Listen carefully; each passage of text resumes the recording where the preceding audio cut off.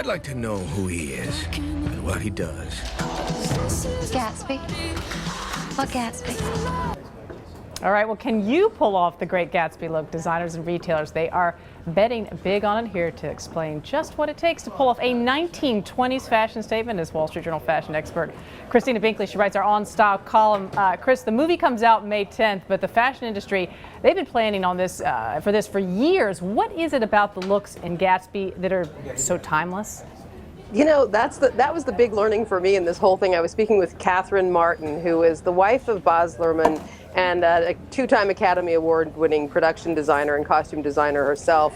And as I was trying to explore this with her, she said, well, you know, there is no look that we wear today, whether it's an army look or certain types of lapels, the dropped waist, no look that we wear today that hadn't been invented by the 1920s.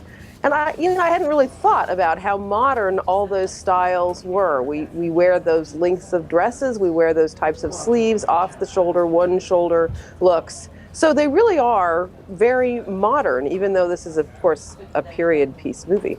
How did Prada get involved in this film, Christina? I understand that she was reluctant in the beginning to do the costumes, but she came around. How did that happen? She came around because she's a very good friend of Baz Luhrmann. They've been working together off and on for years. She first did, if you remember his Romeo and Juliet movie, she did the sort of very modern minimalist suit that Leonardo DiCaprio wore playing the modern Romeo in that film. And since then, they've shared a lot of moments. They trust each other's creativity. And when Baz Luhrmann and Catherine Martin came to her and suggested that she take her runway looks from several past collections and tweak them a little bit for this show, she said, no way, that's an anachronism. That doesn't make any sense. I don't do period looks. So they had to actually talk her into it and show her how it could be done. And many of the styles, this is what I think is so interesting, many of the styles that we wear today and that are so popular, one-shoulder dresses and so forth, they actually were already around in the 1920s.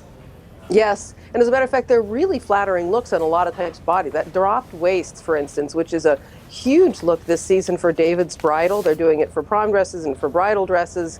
That's a really flattering look on a lot of types of body, and so, why not carry it on?